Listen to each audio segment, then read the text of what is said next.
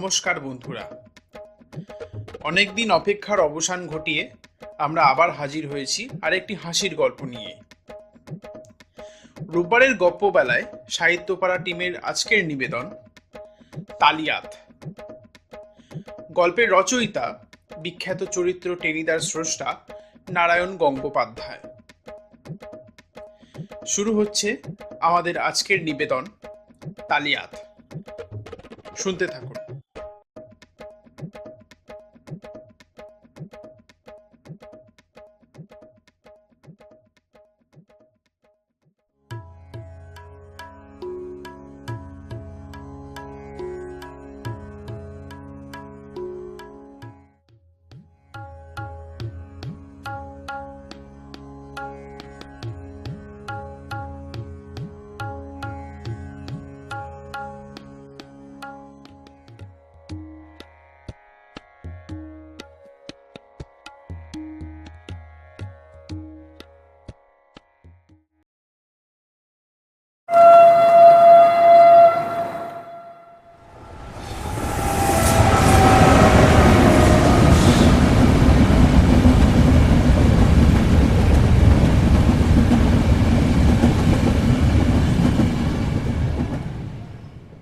বর্ধমান থেকে ফিরে আসছিলাম আমি আর হাবুল। কনকনে শীতের রাত, তাই শেষ ট্রেন। ছোট কামরাটায় মোটাসোটা এক ভদ্রলোক উঠে সঙ্গে সঙ্গে বামকে চেপে কম্বল মুড়ি দিয়েছেন, আর তার হাতে শুধু একটা লাঠি। শক্তিগড় স্টেশনে আরেক ভদ্রলোক উঠলেন। রোগা লম্বা চেহারা, গায়ে বেমানান ওভারকোট, কান মাথায় একটা খাকি রঙের মাফলারে জড়ানো, মুখে সরু গোফের রেখা, চোখে সোনার ফ্রেমের চশমা। আমি আর হাবুল তখন বর্ধমানের গল্প করছিলাম, মানে দুজনে বেড়াতে গিয়েছিলাম হাবুলের মাসির বাড়িতে। খাওয়া দাওয়া বেশ ভালোই হয়েছিল। মেসো আর মাসিমাও খাসা লোক, কিন্তু মেসোমশাই এক বন্ধু এসে সব মাটি করে দিলেন। তিনি নাকি খুব বড় গাইয়ে, কোত্থেকে একটা হারমোনিয়াম নিয়ে এসে কি গাইতে লাগলেন। মেসোমশাই ভীষণ খুশি, মাসিমাও ঘন ঘন মাথা নাড়ছিলেন। আমি বললাম, যাই বলিস ভাই, তোর মাসিমার হাতের রান্না অমৃতের মতন সুস্বাদু। হাবুল ঢাকাই ভাষায় বললে, হ্যাঁ, সেই জন্যই তো আমাকে মাসিমণির বাড়ি যাইতে খুব ইচ্ছা করে রে। আর জায়গাটা কা? আরে সে তো তুলনাই হয় না। এত বড় জমি, এত বড় পুকুর, বাপরে, কলকাতায় তো দেখতেই পাওয়া যায় না। কিন্তু গানটা সব মাটি করে দিল। সত্য কই পেলা, গান শুই না আমার মাথাটা বনবনাইয়া ঘুরতে আসছিল। গান তো নয়, মেশিন গান। কান ফুটা কইরা দিতাছে একেবারে। আরে বাবু, রবীন্দ্রসঙ্গীত থাকতে ক্লাসিক্যাল গান গাওয়ানোর দরকারটা কি? ওভারকোট পরা ভদ্রলোক একটা বিড়ি ধরিয়ে মিটি মিটি হেসে বললে,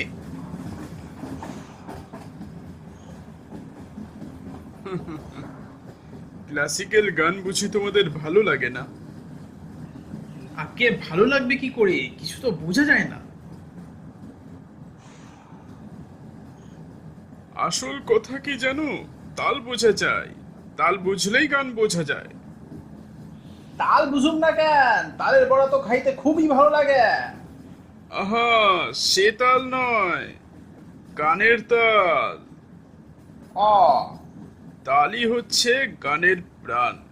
তাল বুঝলেই ক্লাসিক্যাল গান তালের পাটালির মতন মধুর লাগবে, তাল ক্ষীরের মতন উপাদেয় হবে। ঠিক বলেছ, তোমার বেশ বুদ্ধি শুদ্ধি আছে দেখছি। ভালোই হলো তাল পাটালি আর তাল ক্ষীরের কম্বিনেশন। কিন্তু সুর, ওটা গানের গুড়, মানে লোকের কান পাকড়ে আনে। শিবরাম চক্রবর্তী লিখেছেন, জানেন, শিবরামদার সাথে আমার আলাপ আছে। তোমার শিবরামদা তো বাচ্চাদের জন্য হাসির গল্প লেখেন শুনেছি, কিন্তু গানের তিনি কি জানেন? আমি একটা উপমা বোঝাই। ভোজপুরি লাঠি দেখেছো কখনো? বিস্তর, দেখবো না? বাবা, হাজিপুরে মেজদা থাকে, সেখানে আমি অনেকবার গেছি। গাঁটে গাঁটে বাঁধানো তেল চুকচুকে সব লাঠি, এক ঘাপ পড়লেই আর দেখতে হবে না। ইয়া, একদম কারেক্ট। গাছকে যদি লাঠি বলে ধরা যায়, তাহলে তাল হলো তার গাঁট। ওই গাঁট না থাকলে লাঠির কোনো মানেই হয় না। গানেরও না, তালের গাঁট দুমাদ্দুম পিঠে পড়তে থাকে। যে তাল বোঝে তার কাছে ওই গাঁটই আখের গাঁট হয়। আচ্ছা, এক্ষুনি তোমাদের একটু তালিয়ে দিই। এখনই? মন্দ কি, কলকাতায় পৌঁছতে এখন অনেকটা সময় লাগবে। যা দারুণ শীত পড়েছে। উফ, তাল শিখলে শরীরটাও একটু গরম হবে। আচ্ছা, এই দেখো, এই এই এই, দেখছো তো? ধা ধিনা ধিনা ধা, ধিনা ধিনা ধা, এই হচ্ছে দাদরা। বলে হাবুলের ছোট চামড়ার সুটকেস নিয়ে টকাটক বাজাতে লাগলেন। আর এই ধিনি কেটে ধা, ধিনি কেটে ধা, এই হচ্ছে কারফা। বুঝেছো? আগে খুব মিঠেও লাগছে না তো। আহা, বায়া তবলা না থাকলে বোল ওঠে। চামড়ার সুটকেস কিনা, তাই কেবল ডব ডব করছে। হ্যাঁ, তাছাড়া কেমন তালগুলো পাকিয়ে যাচ্ছে। আহা, এইটা বোঝস না কেন? তাল তো গলি হইব। তোমরা তো ছেলে মানুষ, তালের নামে তালগুলো একটু হবেই। আর চৌকো তালের কথাই যদি বললে, তা থেকে আমার চৌতাল মনে পড়লো। খুব শক্ত জিনিস। বলে ভদ্রলোক টকাটক করে আবার খানিকটা কি যেন সুটকেসের উপর বাজাতে লাগলেন। কিন্তু কি করে যে বোঝাই। আচ্ছা, এই ট্রেনের আওয়াজ পাচ্ছো? পাচ্ছি বই কি। কিরকম শোনাচ্ছে? যেন কইতে আছে, চাইতা তলায় বইসা যা, পাকা পাকা খাজুর খা। কি? চালতে তলায় বসে যা, পাকা পাকা খেজুর খা? বা মন্দ বলনি। হ্যাঁ, চৌতালটা অনেকটা এইরকমই। এই এই এইরকম। ধেনি গিধা, ধেনি গিধা, ধেনি গিধা। এই চালতে তলায় ধা, পাকা খেজুর খা। এবার এবার ঠিক বুঝতে পারছো তো? আইটা না, তবে আপনার আগের দুইটা তাল বেশ বুঝতে আসিলাম। কার পা না দাদার পা? আচ্ছা মশাই, এত জিনিস থাকতে দাদার পা নিয়ে টানাটানি কেন? আহ, তুমি তো বড্ড বেরসিক দেখছি। ও দুটো কার পা, দাদার পা নয়। কারফা আর দাদরা। শোনো, চৌতাল বোঝার আগে ত্রিতালটা একবার জানা দরকার। একটু বুঝিয়ে দিচ্ছি। এই ধরো এই গানটা। পঞ্চু পিসে ছাদের পরে ভূতের সাথে কুস্তি লড়ে, রাত ঝমঝম অন্ধকার, হুতম পেঁচা আম্পায়ার।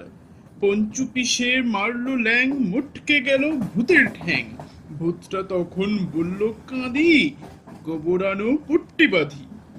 এই যে করুণ পথটা, মানে মানে মুটকে গেল ভূতের ঠ্যাং, এটাকে খাসা ত্রিতালে ফেলা যায়। অনেকটা এরকম। না ধীনা ধীনা ধা, না ধীনা, না ধীনা ধীনা। বলেই টকাটক সুটকেস বাজাতে লাগলেন। ঠিক সেই সময় আচমকা গাড়ির ভিতরেও তাল পড়তে লাগলো। মনে হলো একটা নয়, এক কাঁদি এসে পড়লো। বাঙ্কে যিনি ঘুমোচ্ছিলেন, সেই মোটা ভদ্রলোক এক লাফে নিচে নেমে পড়েছেন। রাগে দপদপ করে জ্বলছে। ওভারকোটের তাল বাজানো বন্ধ হয়ে গিয়েছিল।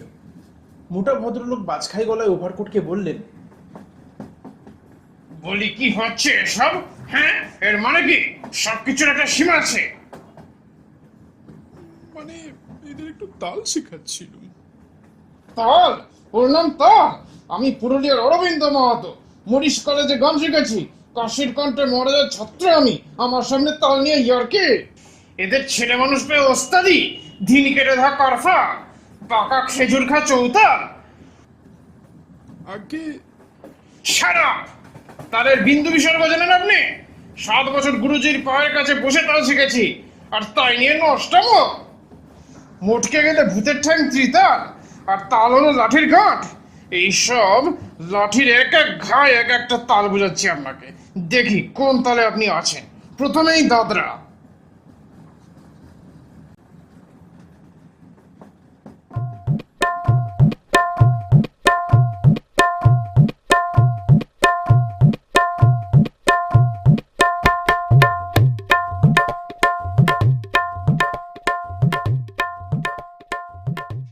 লাঠি তুললেন বটে, কিন্তু দাদরা বাজানোর আর সময় পেলেন না। ওভারকোট তার মধ্যেই শ্রুত করে চলে গিয়েছেন দরজার কাছে। ট্রেন তখন একটা স্টেশনে থামতে যাচ্ছিল। এক লাফে ঝাঁপিয়ে পড়লেন প্ল্যাটফর্মে।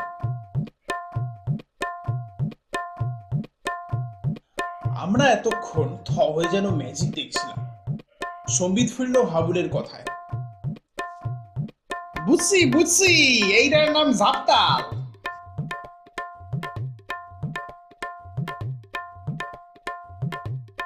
শেষ হলো আমাদের আজকের পরিবেশনা তালিয়াত। গল্প পাঠ, গল্পের সূত্রধার ও পরিচালনায় আমি জয়। আগামী সপ্তাহে ভিন্ন স্বাদের আরেকটি গল্প নিয়ে হাজির হবে সাহিত্যপাড়া টিমের সদস্যরা। গল্পের আপডেটস পেতে চোখ রাখুন সাহিত্যপাড়ার ফেসবুক ও ইনস্টাগ্রাম পেজে। ধন্যবাদ।